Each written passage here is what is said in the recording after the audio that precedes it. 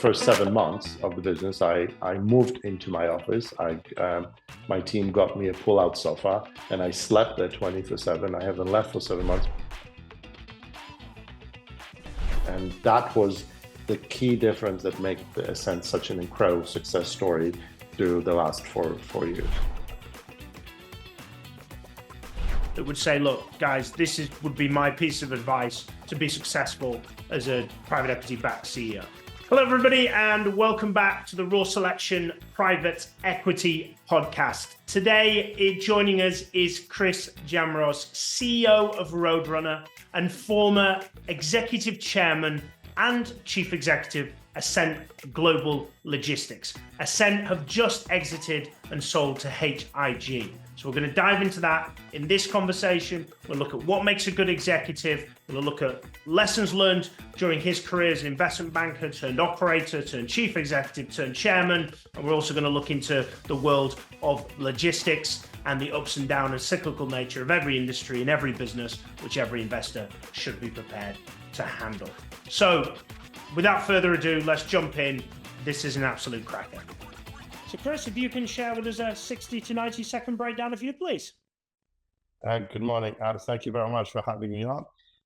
So I'm a serial logistics entrepreneur at this point. And I fancy myself a shareholder value unlocking specialist through 7 exits, 9 platforms, always finding the key to unlocking the potential, the hidden potential in logistics and transportation platforms, usually owned by financial sponsors, those being private equity firms or hedge funds or public companies with significant concentrations of shareholders in the financial sponsor arena. And I've applied these practices into my playbook, which is a very precise hands-on operations management that we dedicated to effectively now almost across the supply chain globally. Perfect. Plenty for us to certainly unpack under that, Chris. But let's start with what one mistake you see either private equity firms or portfolio companies making, and what would you suggest to correct them?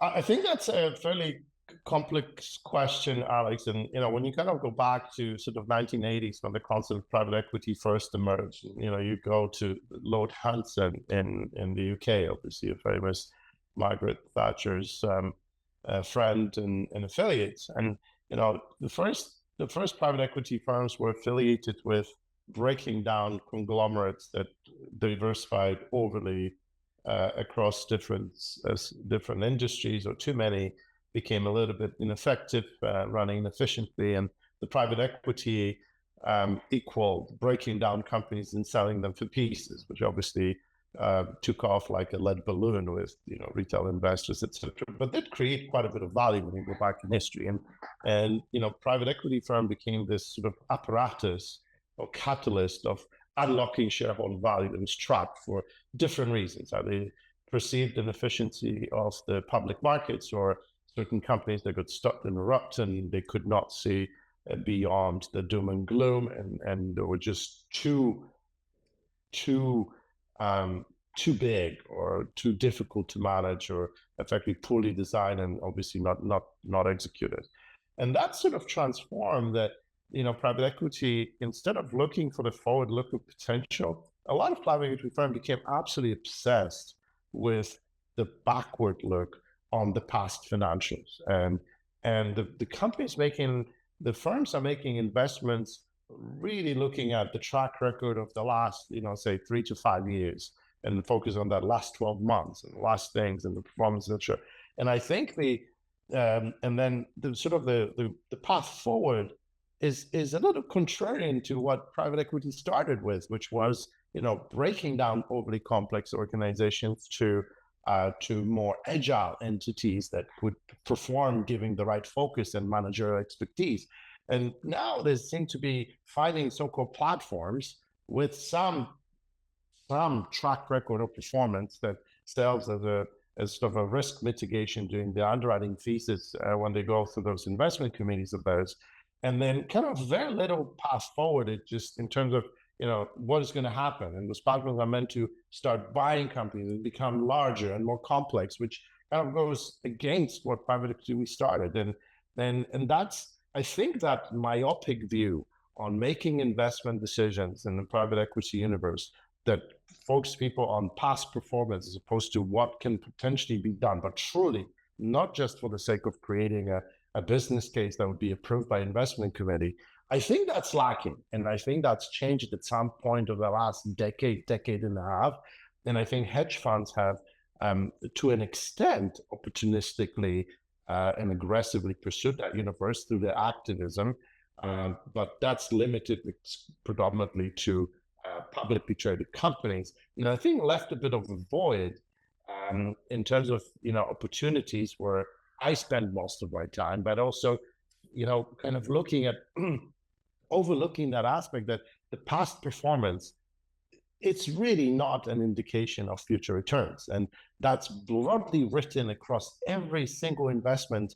A retail investor, you can open your, discount brokerage account at the brokerage house, across the street. You will have to read it and they'll have to sign it. That's probably the only clause you actually read it, that the past performance thing. Yet it became this guiding principle, that really smart people, extremely intelligent, are kind of trapped in that mindset that I think leads to a lot of mistakes that, people like myself and what I exclusively do get called in, a year or two after making that investment decisions to come and fix it. And I think that's something that I am still grappling why we cannot break out from that pattern of fixation with past performance. Do you think that's more of you think there's more focus needs to be put on the potential of the business rather than, in addition to obviously looking at past performance? Because like anything, I suppose, when we look backwards, we can see, classic quote of look prior and you can see the future type scenario. But there's a lot would be said, and I'm sure there's a lot sold on the future of businesses and, we're going to go to this and we're going to go to that. And I'm sure there's a few private equity listeners listening in and going, yeah, we've been told that EBITDA is going to go to this by next year and then it's gone backwards. How, in your perspective, how do private equity firms begin to look at that future element and business potential to just go, yeah, this is worthy of the investment based on what you've shared? I think, listen, there's a certain degree of empathy I've got, because these behaviors are forged in fire. And then, they got burned. The investment private equity firms and financial institutions got burned on entering those situations where, they overlook the past performance and they got themselves enamored in the potential returns that have never materialized. And, private equity firms comprise of savvy investors. Investors are not operators. The key is that if you do not have a strong operations team in place, the mistakes or errors will happen inevitably. And now, what it is interesting, if you do find yourself an operations team that has been true and tested and battle tested and has multiple successes under the belt, and also have gone through some very dire situations, that is actually the best promise of a inspiring performance to follow. What happens is, I think that investors are weary of the management teams they're banking because they know that those things can go either way. So they kind of default on past performance as a sort of a risk mitigation practice, at least to say, wow, we did not see it coming. But I think the key is, and this is where I think the most time should be spent on, to find and pair themselves up with the right operators teams. You need the right operations team in place, because otherwise simply none of those things will work. And if you have an absence of that and you're trying to overcompensate it from private equity, because I've been in those investment committee meetings, people are trying to make a financial case for the investment. Like if we do this and we have synergies here and we integrate with that, if we grow this, and then pricing can be there, and we have cost savings, and etc. You're making an investment case as opposed to an operator's case.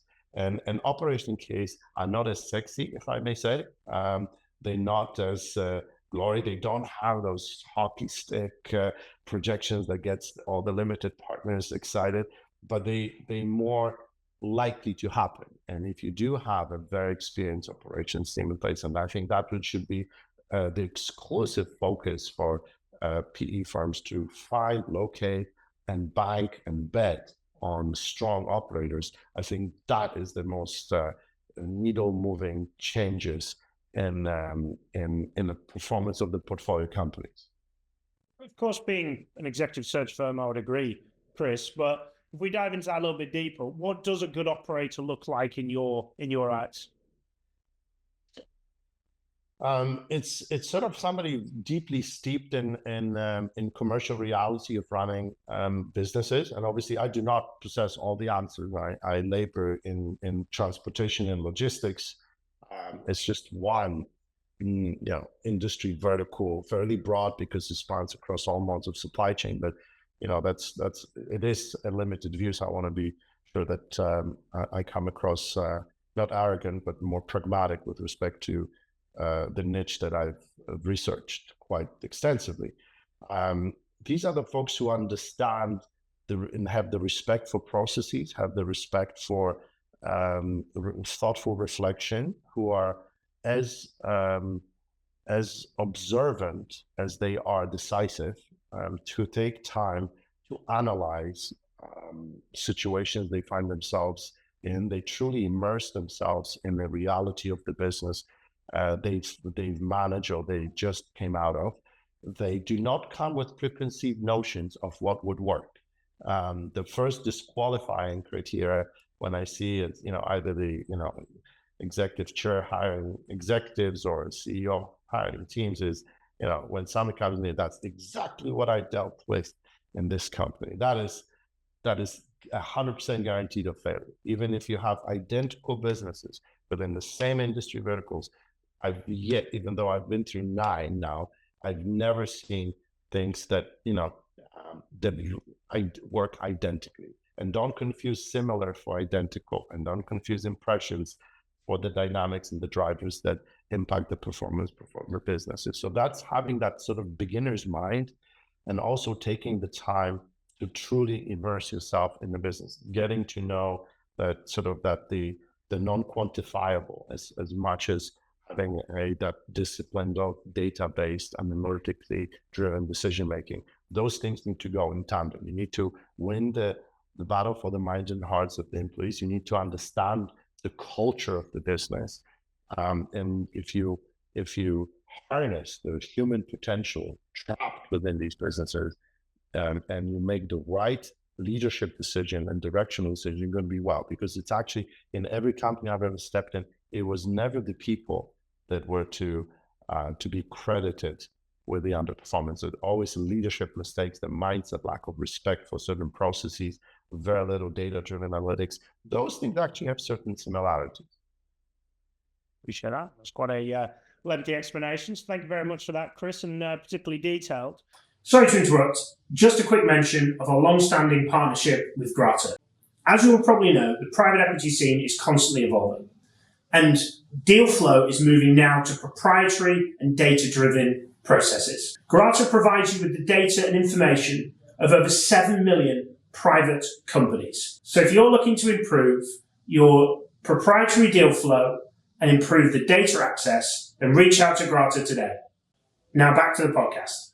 You mentioned the logistics industry, which is your specialist niche as you operate. What are you seeing in that space? What's your insight into that industry? And we'll talk a little bit about you recently contributing to an exit to HIG as well.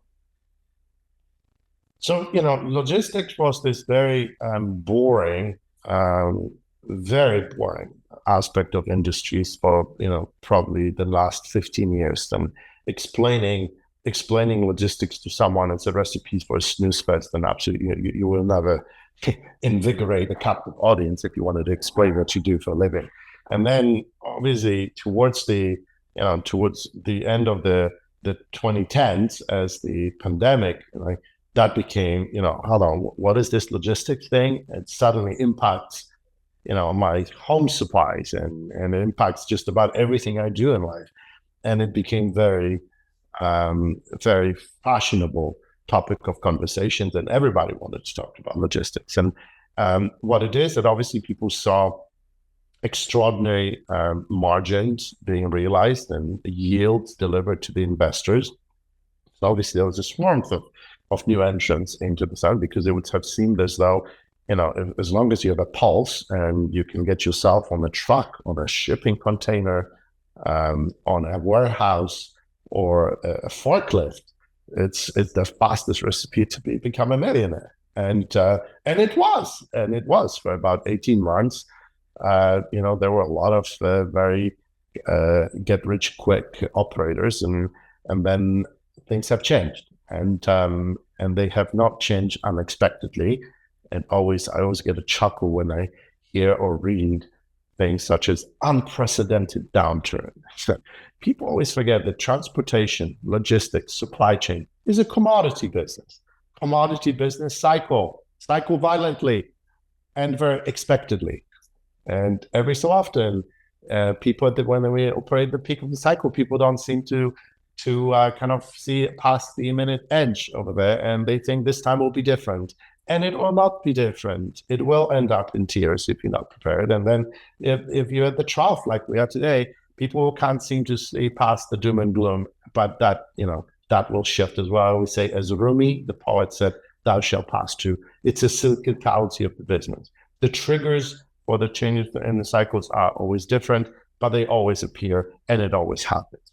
Now, what it makes about logistics is that you have to be a smart operator, understanding that even the most differentiated of platforms are subject to the cycles, and we are the byproducts of our environments. There is nothing special about differentiating a shipping container of that particular ship versus a slightly rusting one on a smaller ship. It's, at the end of the day, it's a service that we provide, and those services are there in very high demand with a tight capacity market, or in excess capacity with a weaker demand. And it has been like that for centuries, and probably will continue to be like that for me. So today, logistics is experiencing a freight recession that is kind of almost nearing, the sort of the end of the second year.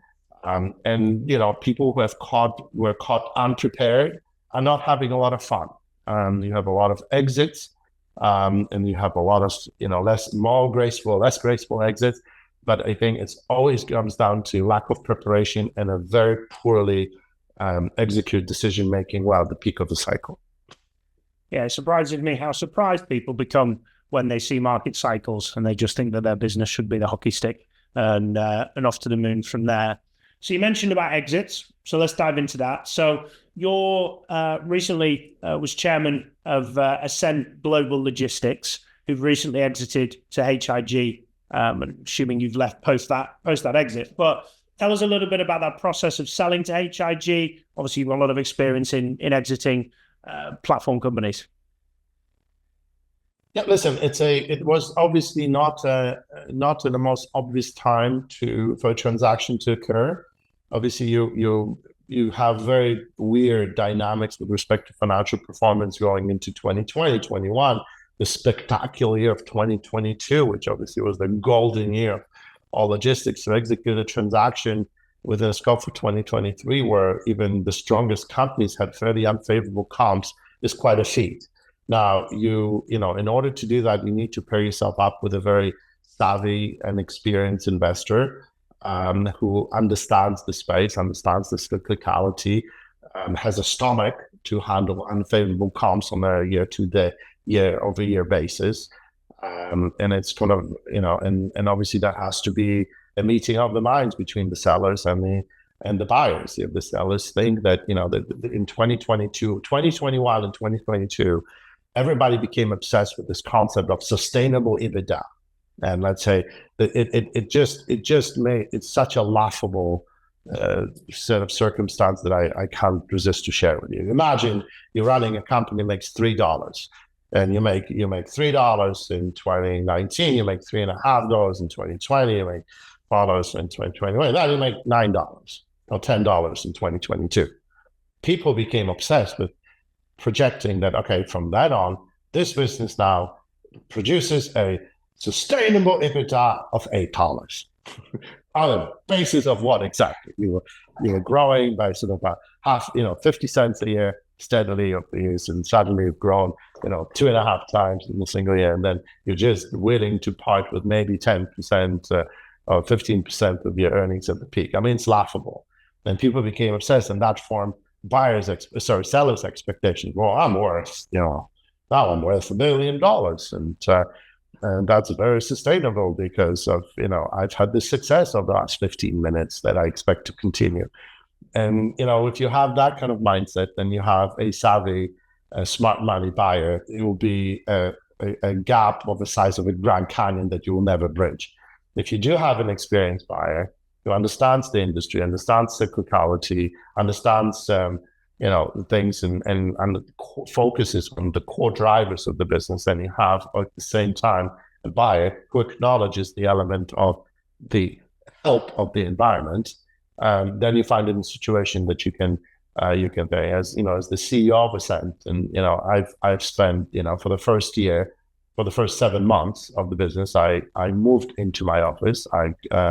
My team got me a pull-out sofa, and I slept there 24/7. I haven't left for 7 months because I really wanted to understand the business that has been in business for over 30 years, survived every economic cycle, etc. Had many investors over the time, and has done well for things. At the same time, we had a private equity firm that was, and I think they got a great transaction. They had a firm, a very success story in the logistics with incredible portfolio of marquee customers that they can leverage on the thing. But we obviously, this is something that it has to be reasonable. And I think both parties were reasonable. They really wanted a transaction to happen. So we have a great story to tell now. Well, you mentioned the economic climate and the cyclical nature of any industry, especially logistics, and going through a bit of a downturn currently.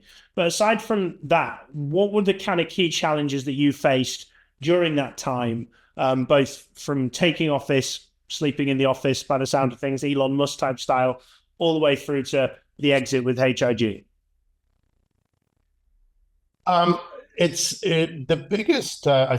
biggest potential challenge was to misunderstand the company, because you seem, even though we were investors in the business for quite some time before I actually moved into that office, and myself, within 3 months of living in literally on the campus, it became very apparent to me that I fundamentally misunderstood the business that I was in charge of overseeing as chairman for the prior 2 years.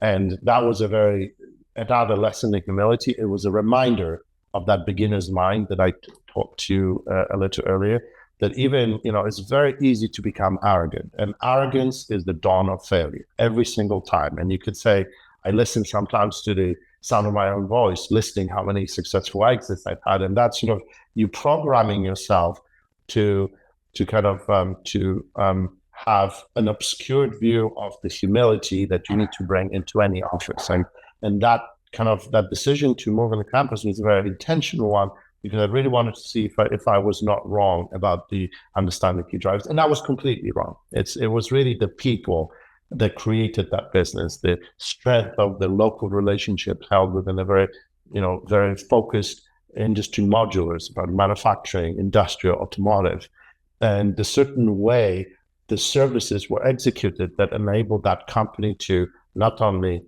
thrive but prosper and survive all the economic cycle over the decades. And starting with the understanding of what the business really is all about, and then making the right investment decisions, we made our most needle-moving investment decisions in the peak of 2020, we made decisions about investing in expansion of the fleet that it took us about a year to execute. So as the world was filled with uncertainty and everybody was fleeing assets, fleeing aircraft, we've made incredibly good accretive purchases. And when the cycle turned in 2021, we were perfectly positioned with a fleet of refleeted aircraft that we put to work for our customers. Obviously, we were flying the wings out of these aircraft, and we had all the trucking capacity in place because we've started heavily recruiting drivers who were leaving the industry in 2020 because they were fearful they couldn't have the job. So we had enough drivers, we have enough pilots, we had enough aircraft, we have capacity. So it was understanding the business, and also understanding the unprecedented, unexpected turns on the industry. If you react in a knee-jerk reaction, in an emotional reaction to any changes in your macro environment, you're prone to make a lot of mistakes. If you have the courage of conviction, and that's what that experience that I talked to you about what makes a good operator. And when you have that courage of conviction, and you understand that every asymmetrically, brutally, unexpected directional reaction will come back to a certain median within a fairly short period of time. If you make the decisions in a place where of uncertainty, and you make them on a risk-adjusted basis, that you understand truly the worst-case scenario, you are prone to do fairly well in the recovery. And that was the key difference that made the Ascent such an incredible success story through the last four years. You mentioned about your perception of the business and your understanding of it was incorrect when you came in. Why was that different for you? What changed? What was your perception, and why? And obviously you mentioned the change there, but why did you have the wrong perception, and what advice would you give to executives to get the right perception of a business? It's the first time I experienced that is, before I became an operator, I was in an investment bank, and I was banking the very company that I ended up running and rescuing from a technical bankruptcy. And the arrogance of mine that I carried in my mind and heart, profound arrogance and conviction that I understood the clients to which I was extending the capital of the firm, when contrasted with the reality of sitting in that seat, it left me with a lifelong impression and a reminder that looking at things and running things are two different things. You could be a spectator in life. You could watch, the NFL game, and you can call the plays and yell at the ref and just criticize, etc. Go step on that field, grab that ball, try to pass to your teammate, and then you understand it's a little bit different than it is. And unfortunately, you can never intellectualize it, you can never internalize it unless you immerse yourself in it. And that's why the private equity firms, financial sponsors, need the operators, and why the operators need the capital providers, right?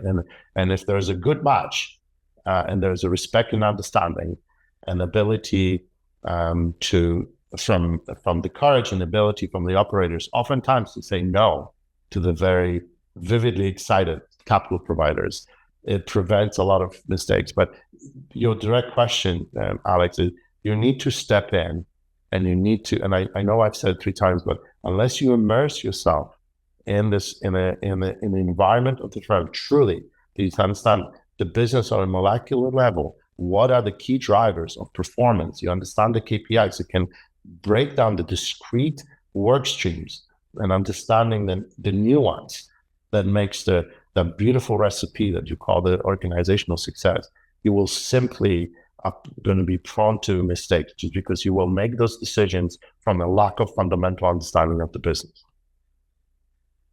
Thank you very much for sharing that.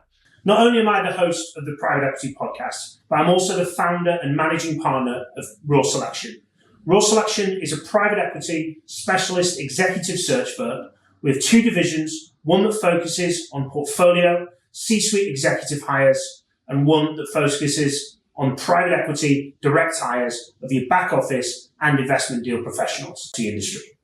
Alongside the podcast, we're passionate about giving back to the industry and giving people information that they can run and utilize. One thing we do regularly every year is we run salary reports on accurate and live data of people that we've interviewed and people that have shared their information with us. So if you're looking to compare your current compensation or your compensation for your next hire in your private equity firm or portfolio company, then please check out our YouTube channel and see the playlist of salary surveys. You've obviously run businesses. You've run as a chairman. You mentioned investment banking earlier in your career. What advice would you give to private equity-backed chief executives of some of the challenges that you face, successes that you've had, that would say, look, guys, would be my piece of advice to be successful as a private equity-backed CEO? Look at the fit. If the executive and operator teams fit with the culture of your firm, that's the sort of number one.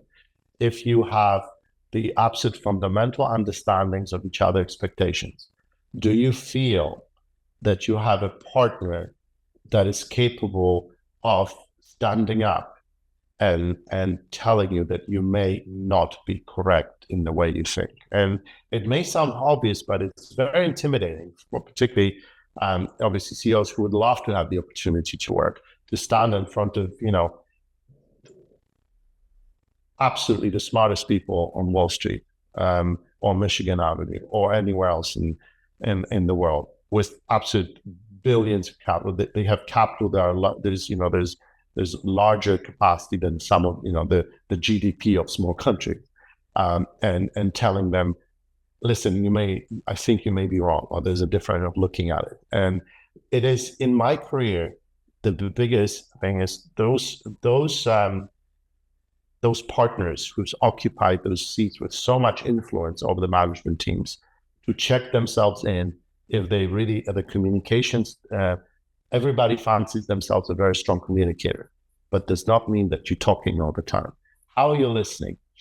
Are you listening to that operator's team? And if you do have the respect for the person or the team that you put in place, are you actually listening to that team, or you override the decision making because of the certain preconceived investment pieces you have in your head?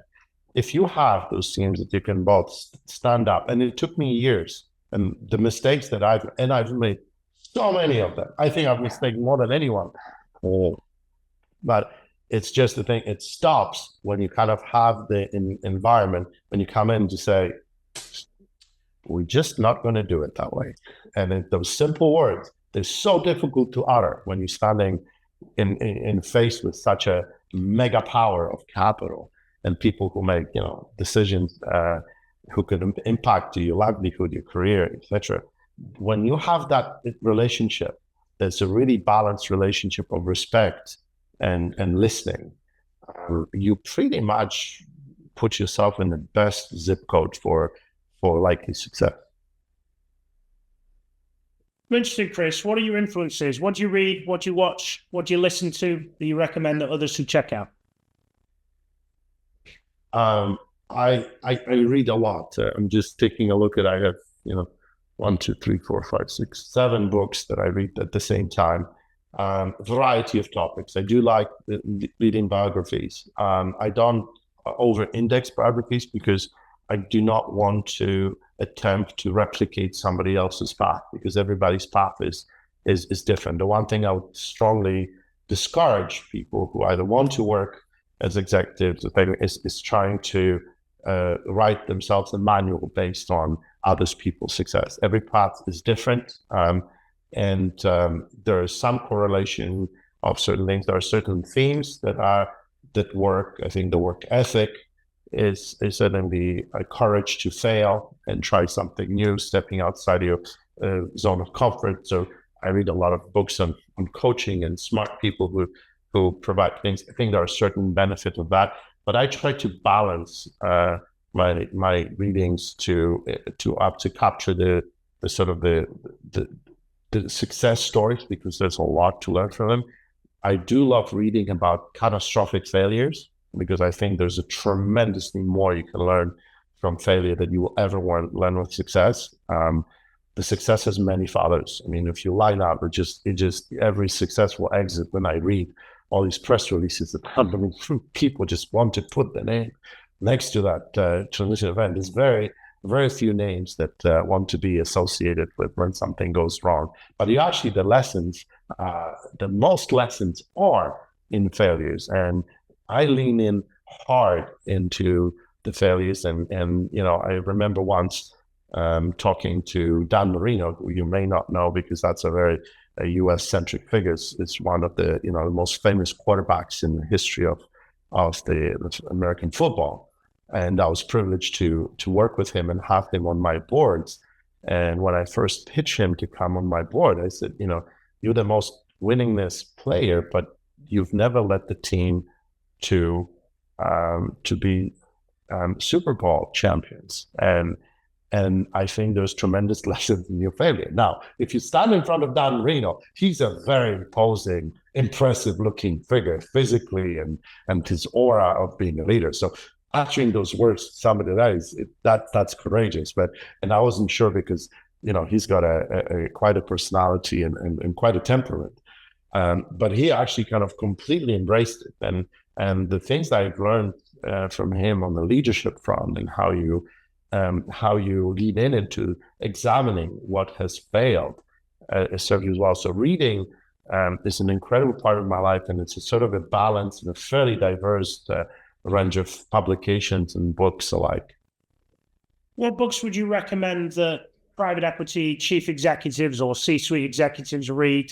And equally, what book would you recommend that the private equity investor should read? I'm not sure. It would be unfair now. Like, I'm looking at my stack of books, and I just can't probably have three, 4 dozen of books that I read. I buy them and I hand them to executives on my teams, depending on the situations and depending on things. But I have certain things about that. It's that success is an intricate ecosystem of humans and processes and database decision-making process. And you can never, unless you're a one-hit wonder and you can somehow parlay it in sustainable partner. We look at the technology sector, a lot of these companies they just really do one thing, and then they built it better and better and better. Most businesses that private equity firms, financial sponsor, they need to innovate, and they need to be creative, and they need to adjust to ever-changing economic environment. They need to respond to the changing customer buying behavior, and that could be institutional or retail. And I think a lot of these books who kind of underscore the importance of being close to the business, being close to the numbers. I always expect that from my executives, that experience and battle testing scars are never a proxy for ignorance and not being close to the numbers. And that's a sort of a test that I conduct perennially. It never stops. I need to know that if I'm talking to the person who is responsible, either he, she are close to the numbers. Do they understand the quantitative metrics that govern the functional areas they execute governance over? And the books who kind of also encourage you that you're never about the mistake you make. You never are defined by the error you were associated with. And it's never about being this wonder kid. You're about the ability of failing and lifting yourself up and reinventing yourself. Those things that I would recommend strongly reading, because there's so profound. It only makes me sad if I get a story of somebody who just made a mistake, was associated with a failure, and they kind of fade into the abyss. Because I think that is a loss of talent that if applied in a different operational setting could be extremely valuable to shareholder value creation. Appreciate that. And if anybody wishes to reach out to you, Chris, post this podcast, how best do they get in touch? LinkedIn. I'm on LinkedIn. It's the only social media that I've embraced, and I think it fascinates me, the network of professionals and people who at different parts of the career, the lessons learned that one can share it with everything, and the diversity of backgrounds of people that you can get interact in a professional setting is just fascinating to me. So I'm a vivid LinkedIn user. Perfect. We'll put the link in the show notes. Well, Chris, thank you very much for joining us. Thank you very much for all the insight to private equity professionals, portfolio executives, and your perspective on the world and how you've done through your multiple exits, multiple different jobs. Really impressive. So thank you very much for sharing everything you have. Alex, absolute pleasure. And thank you very much. Sincerely appreciate you having me on today.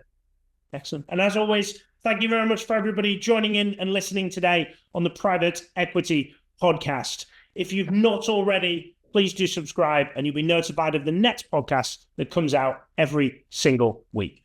But till the next time, keep smashing it, and thank you very much for listening.